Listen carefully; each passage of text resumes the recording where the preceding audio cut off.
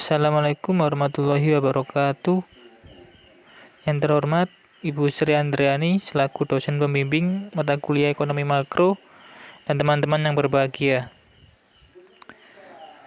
Marilah kita panjatkan puji syukur atas kehadirat Allah Subhanahu wa taala dan sholawat serta salam semoga tetap tercurahkan kepada Nabi Muhammad Shallallahu alaihi wasallam.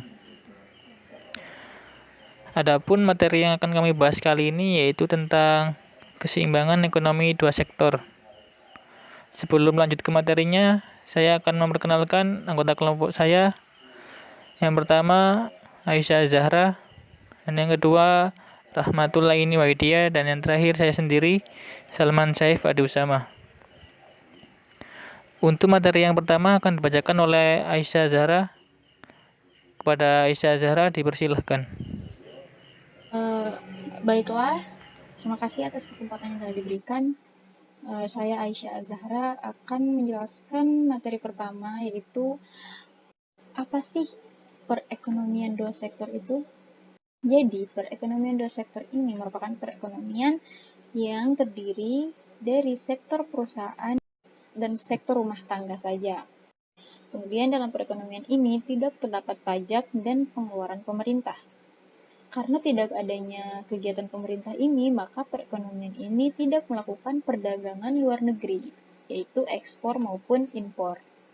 Kemudian, pendapatan yang diterima oleh rumah tangga digunakan untuk dua tujuan, yaitu pengeluaran konsumsi dan juga bisa ditabung. Nah, di sini terdapat ciri-ciri aliran pendapatan dalam perekonomian dua sektor. Yang pertama, sebagai balas jasa kepada penggunaan faktor-faktor produksi yang dimiliki sektor rumah tangga oleh sektor perusahaan. Sektor rumah tangga akan memperoleh aliran pendapatan berupa gaji, upah, sewa, bunga, dan untung dari balas jasa tadi. Balas jasa ini maksudnya misalnya kayak rumah tangga ini bekerja kepada suatu perusahaan. Nah, maka perusahaan itu akan memberikan sebuah pendapatan berupa gaji, upah, dan lain sebagainya. Yang kedua, sebagian besar dari berbagai jenis pendapatan yang diterima oleh sektor rumah tangga akan digunakan untuk konsumsi, yaitu membeli barang-barang dan jasa-jasa yang dihasilkan oleh sektor perusahaan. Yang ketiga, sisa dari berbagai jenis pendapatan rumah tangga yang tidak digunakan untuk pengeluaran konsumsi akan ditabung dalam institusi-institusi keuangan, misalnya bank. Yang terakhir, pengusaha-pengusaha yang memerlukan modal untuk melakukan investasi akan meminjam tabungan yang dikumpulkan oleh institusi-institusi keuangan dari sektor rumah tangga. Nah, di sini terdapat sirkulasi aliran pendapatan ekonomi dalam perekonomian dan sektor. Nah, ini masih sederhananya ya. Di sini masih terdapat rumah tangga dan perusahaan. Nah, pada aliran satu ini, perusahaan memberikan pendapatan faktor-faktor produksi, yaitu gaji dan upah, sewa, bunga, dan untung kepada rumah tangga. Pendapatan itu, kenapa memberikan pendapatan kepada rumah tangga? Karena sebagai balas jasa dari rumah tangga ini. Misalnya, seperti tadi yang saya katakan bahwa misalnya rumah tangga ini bekerja pada suatu perusahaan ini. Kemudian, pada aliran kedua, dari hasil pendapatan yang diberikan oleh perusahaan, rumah tangga dapat menggunakannya untuk pengeluaran konsumsi pada perusahaan lain. Misalnya membeli apa untuk memenuhi kebutuhan hidup misalnya. Nah, selanjutnya di sini sirkulasi aliran pendapatan ekonomi modern. Nah, di sini pada ekonomi modern ini sudah terdapat institusi-institusi keuangan, yaitu bank. Kemudian di sini juga sudah terdapat investor atau seorang pengusaha yang memerlukan modal. Nah, setelah rumah tangga melakukan pengeluaran tadi, misalnya dia menerima pendapatan lebih, maka sisa dari pengeluaran konsumsi rumah tangga, sisanya itu bisa ditabung ke institusi-institusi keuangan, yaitu bank. Nah, kemudian bank mengumpulkan tabungan-tabungan rumah tangga, kemudian dengan adanya investor, ini investor kan dia memerlukan modal untuk berinvestasi, maka dia akan meminjam pada bank. Kemudian bank memberikan pinjaman itu kepada investor dan investor akan berinvestasi kepada perusahaan.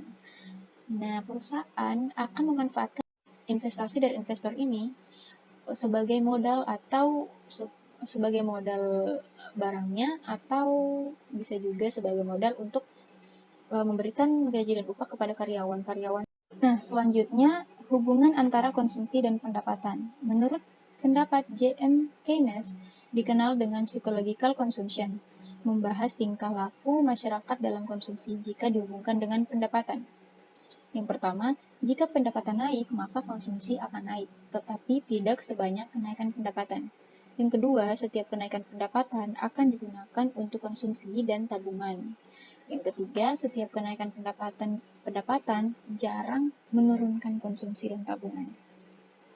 Nah, di sini terdapat tabel mengenai hubungan antara konsumsi dan pendapatan.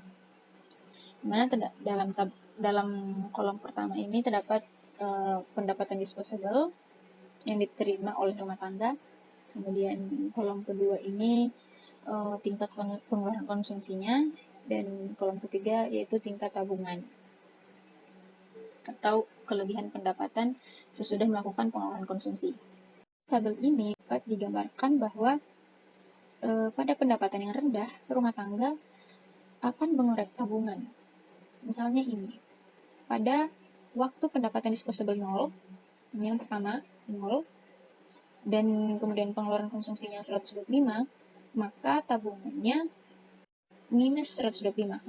Kenapa minus? Karena rumah tangga ini tidak mendapatkan pendapatan sama sekali, sehingga untuk memenuhi pengeluaran konsumsi atau untuk memenuhi kebutuhannya, dia harus mengorek atau mengambil tabungannya, sehingga di sini minus 125 karena dia mengambil.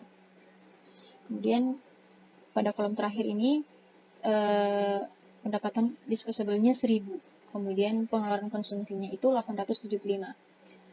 Nah, karena pengeluaran konsumsinya lebih kecil dari pendapatan yang dia terima, berarti sisanya itu bisa dia tabung. Berapa sisanya? Yaitu 1000 dikurang 875 sama dengan 125. Di sini positif 125. Kenapa? Karena dia menambah tabungan atau dia menabung, bukan mengambil. Nah, di sini secara ringkasnya dapat kita lihat ciri-ciri dari hubungan antara konsumsi dan pendapatan. Yang pertama, pada pendapatan yang rendah, rumah tangga akan mengorek tabungan.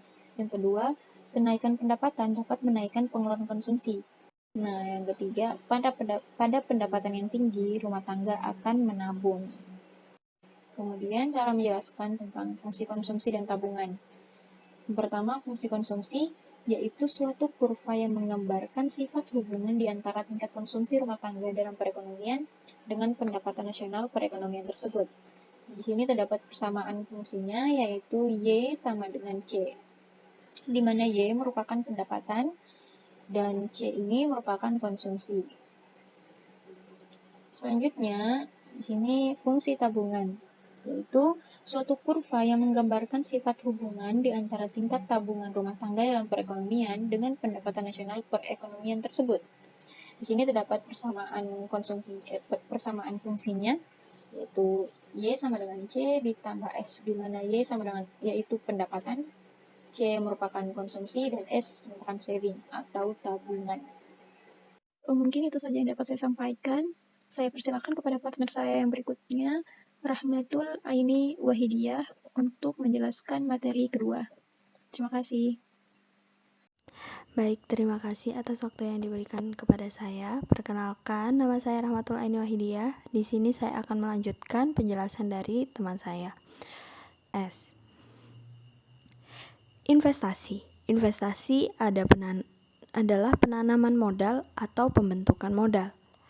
Investasi dapat didefinisikan sebagai pengeluaran para penanam modal atau perusahaan untuk membeli barang modal dan perlengkapan produksi untuk menambah kemampuan memproduksi barang-barang dan jasa-jasa yang tersedia dalam perekonomian. Dalam pendapatan nasional, investasi meliputi hal-hal berikut. Yang pertama, seluruh nilai pembelian para pengusaha atas barang-barang modal dan perbelanjaan untuk mendirikan industri-industri. Yang kedua, pengeluaran masyarakat untuk mendirikan rumah, baik rumah tempat tinggal maupun rumah untuk membangun tempat pabrik. Yang ketiga, pertambahan dalam nilai stok-stok barang perusahaan berupa bahan mentah, barang yang belum selesai diproses, dan barang jadi. Penentu tingkat kegiatan ekonomi atau keseimbangan perekonomian suatu negara dirumuskan sebagai Y sama dengan C plus I, yaitu pendapatan nasional sama dengan konsumsi ditambah investasi, atau I sama dengan S, yaitu investasi sama dengan tabungan. Proses penentuan tingkat keseimbangan perekonomian negara ditentukan dengan menggunakan contoh angka pendapatan nasional dan perbelanjaan agregat. Yang kedua, dengan menggunakan grafik. Yang ketiga, dengan menggunakan pembuktian secara aljabar. Perubahan keseimbangan dan multiplier. Dalam suatu periode ke periode lainnya, keseimbangan pendapatan nasional akan selalu mengalami perubahan dalam perekonomian dua sektor. Perubahan tersebut disebabkan oleh perubahan dalam investasi, perkembangan teknologi, dan perubahan lainnya. Analisis mengenai multiplier bertujuan untuk menerangkan pengaruh dari kenaikan atau penurunan pengeluaran agregat ke atas tingkat keseimbangan dan terutama ke atas tingkat pendapatan nasional. Untuk lebih jelasnya, bisa dilihat dalam makalah yang kita lampirkan di link di bawah ini. Untuk kesimpulan materi keseimbangan perekonomian dua sektor, yaitu perekonomian dua sektor atau perekonomian sederhana adalah suatu perekonomian yang hanya terdiri dari sektor rumah tangga dan sektor perusahaan. Tingkat kegiatan ekonomi ditentukan oleh jumlah dan mutu daripada faktor-faktor produksi. Menurut Keynes, tingkat kegiatan ekonomi ditentukan oleh besarnya pengeluaran agregat yang dilakukan masyarakat. Pengeluaran agregat tersebut akan menentukan sampai di mana sektor perusahaan harus melakukan kegiatannya untuk memproduksikan barang-barang dan jasa-jasa. Baik, itulah presentasi dari kami. Bila ada salah kata, baik itu disengaja maupun tidak disengaja, kami mohon maaf. Wabillahi taufik wal hidayah. Wassalamualaikum warahmatullahi wabarakatuh.